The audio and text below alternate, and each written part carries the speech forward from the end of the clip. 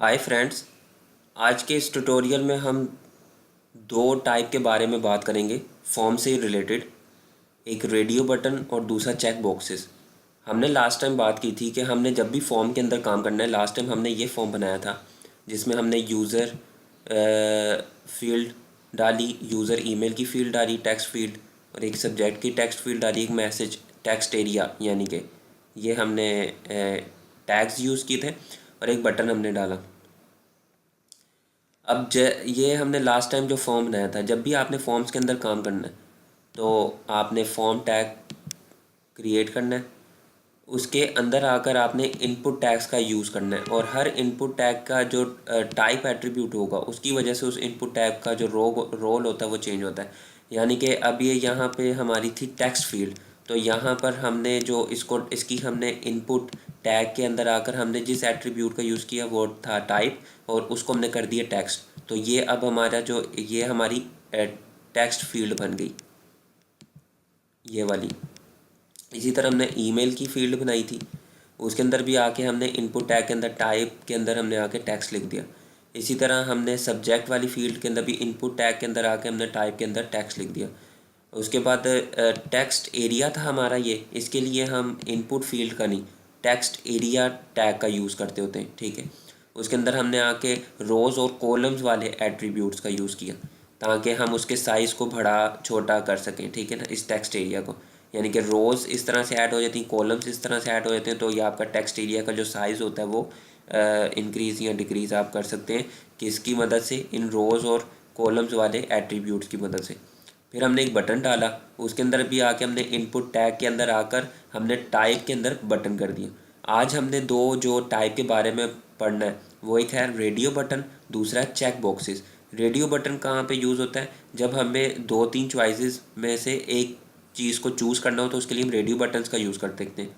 और अगर हमें ज़्यादा सी चॉइसेस दी जाएँ और उसमें से हम बहुत सारी चीज़ों को चूज़ करें तो उसके लिए हम चेक बॉक्सेस का यूज़ कर सकते हैं, ठीक है। इसको इम्प्लीमेंट करके देखते हैं।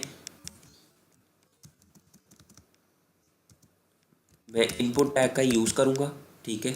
और इसके अंदर आकर इस इनपुट टैग का जो अब मैं रोल इसको बनाने लगा हूँ ना, वो टाइप, यानी कि टाइप एट्रीब्यूट के अंदर अब मैं इसको यहाँ पे कर दूँगा रेडियो, ठीक है। अगर मैंने अब रेडियो बटन्स डालने हैं तो उसके लिए मैंने क्या करना है, इनपुट टैग के अंदर आना है, वहाँ पे टाइप के अंदर रेडियो। टेक्स्ट फील्ड बनानी है तो इनपुट टैग के अंदर आकर टाइप के अंदर टेक्स्ट लिखना है। और अगर आपने बटन बनाना है तो इनपुट टैग के अंदर आके आपने टाइप के अंदर बटन लिखना है तो वो बटन बन जाएगा। अगर आपने रेडियो बटन बनाने तो इनपुट टैग के अंदर आकर टाइप एट्रीब्यूट के अंदर आपने रेडियो वैल्यू दे देनी है, ठीक है। तो ये रेडियो बटन बन जाएंगे। रेडियो बटन हमने बनाना है एक मेल, और एक हमने बनाना है फीमेल। उसी तरह फिर से हम इनपुट टैग का यूज़ करेंगे, और इस इनपुट टैग के अंदर आके मैं टाइप के अंदर लिख दूंगा रेडियो, ठीक है। वैल्यू मैंने दे दी इस तरह। अच्छा, इसको मैं रन करके दोबारा से देखता हूँ। तो ये हमारा एक मेल का रेडियो बटन आ गया, एक फ़ीमेल का रेडियो बटन आ गया। जो रेडियो बटन्स मैंने आपको बताया कि इसमें से या तो आप मेल को सिलेक्ट कर सकते हो या फीमेल को सिलेक्ट कर सकते हो। दोनों को एक साथ हम सिलेक्ट कर ही नहीं सकते, क्योंकि यहाँ तो कोई मेल होगा या फिर कोई वो फीमेल होगा, ठीक है। तो यहाँ पे मैं एक बी आर टैग का भी यूज़ कर लेता हूँ ताकि वो हमें नेक्स्ट लाइन में नज़र आए बटन। तो उसको मैंने रिफ़्रेश किया, बटन हमारा नीचे चला गया।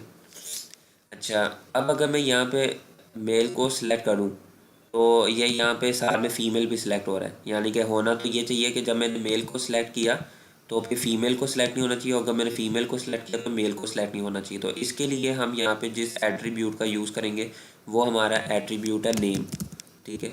और नेम के अंदर मैं लिख दूँगा जेंडर, क्योंकि ये एक जेंडर है मेल, ठीक है। यहाँ पे आप ये जो वैल्यू है ये आप कुछ भी लिख सकते हैं अपने से, लेकिन एट्रीब्यूट आपने नेम ही यूज़ करना है, और यही जो एट्रीब्यूट है आपने यहाँ पे यूज़ करना है। ता और इसके अंदर भी आपने जेंडर लिख देना। अब आपका जो ब्राउज़र है वो समझ जाएगा कि ये जो नेम यानी कि नेम यानी कि जो नाम का एट्रीब्यूट है, इसके अंदर जो ये जेंडर वैल्यू है वो इधर भी है और वो इधर भी है। तो इन दोनों में से कोई एक ही मैंने सेलेक्ट करना है, क्योंकि यहाँ पे टाइप रेडियो है। ठीक है। तो अब आपका जब ये, अब मैं इसको जब दोबारा रिफ़्रेश करता हूँ, ठीक है, तो अब मैं अगर मेल को सिलेक्ट करूँगा तो फ़ीमेल सेलेक्ट नहीं होगा, और अगर मैं फ़ीमेल को सिलेक्ट करूँगा तो मेल सेलेक्ट नहीं होगा। अब आपका ब्राउज़र समझ गया कि उसने देखा यहाँ पे आके कि नेम के अंदर यहाँ पे भी जेंडर है, नेम के अंदर यहाँ पे भी जेंडर है। जेंडर यानी कि इन दो अब ये जेंडर सेम नेम है, ठीक है ना। तो इनमें से या तो मैं अब मेल को सिलेक्ट ही करूँगा, यहाँ पे मैं फ़ीमेल को सिलेक्ट करूँगा। किसी एक को क्यों करना है? क्योंकि यहाँ पे टाइप रेडियो है, ठीक है। तो इसलिए आपने यहाँ पे नेम एट्रीब्यूट का लाजमी यूज़ करना है, और उसके अंदर नाम जो आपने यानी कि जो वैल्यू आपने देनी है वो सेम आपने देनी है, ठीक है। ताकि आपका जो ब्राउज़र है वो समझ जाएगा कि ये जेंडर जो है इसमें से मैंने या तो मेल को सिलेक्ट करना है या मैंने फ़ीमेल को सिलेक्ट करना है, क्योंकि ये जो टाइप है ये रेडियो है।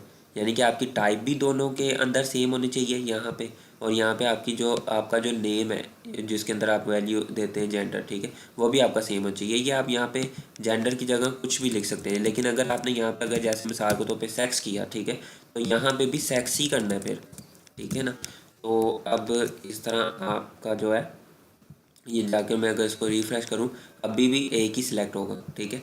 और अगर आपने यहाँ पे ऊपर जेंडर लिख दिया नेम के अंदर, ठीक है, और नीचे आपने सेक्स कर दिया, तो अब काम ख़राब हो जाएगा, क्योंकि अब उसको समझ नहीं आएगी कि अब वो दोनों को सिलेक्ट कर देगा, ठीक है, जबकि एक को सिलेक्ट होना चाहिए था। क्योंकि अब ब्राउज़र को समझ नहीं आ रही कि जो पहले ये था कि वो जेंडर यहाँ पे भी था, यहाँ पे भी जेंडर था। तो वो ब्राउज़र जो था वो समझ गया कि यार ये जो नेम नाम का एट्रीब्यूट है वो सेम नेम, उसका उसके अंदर वैल्यू सेम है, जेंडर ऊपर भी जेंडर है नीचे भी जेंडर है, तो और टाइप भी इसकी रेडियो है, तो मैंने इन दोनों में से एक को ही सिलेक्ट करना है, ठीक है। ये तो हो गया रेडियो बटन्स। अब इसको पढ़ लेते हैं। The radio buttons are used when you want to let the visitor select one. हम एक ही सिलेक्ट कर सकते हैं, ये तो हो गया रेडियो बटन्स। अब दूसरा आता है चेक बॉक्सेस। कई दफ़ा ऐसी सिचुएशंस होती हैं आपको एक से ज़्यादा चीज़ों को सिलेक्ट करना पड़ता है। मसलन यहाँ पे मैं एक ऐसे पैराग्राफ बना लेते हैं।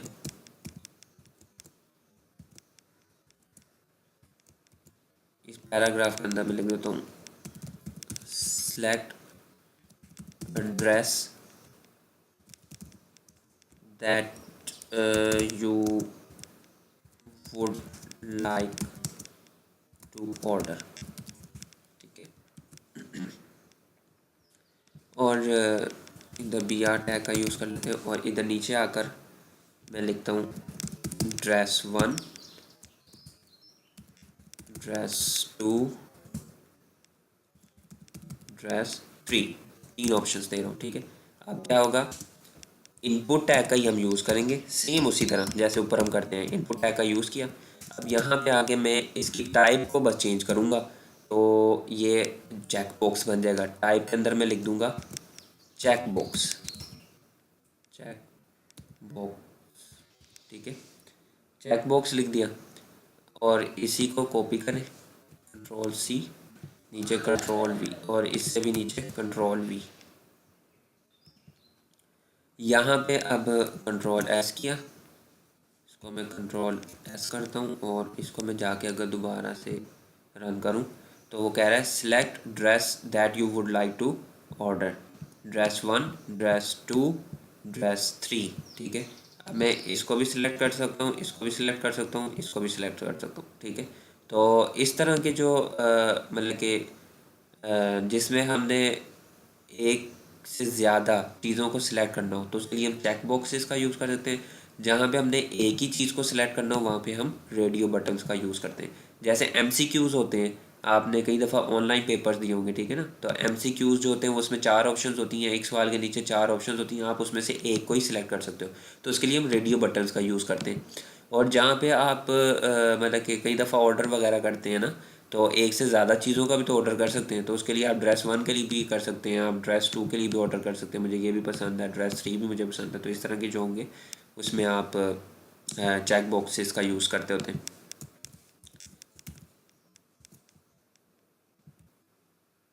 ठीक है।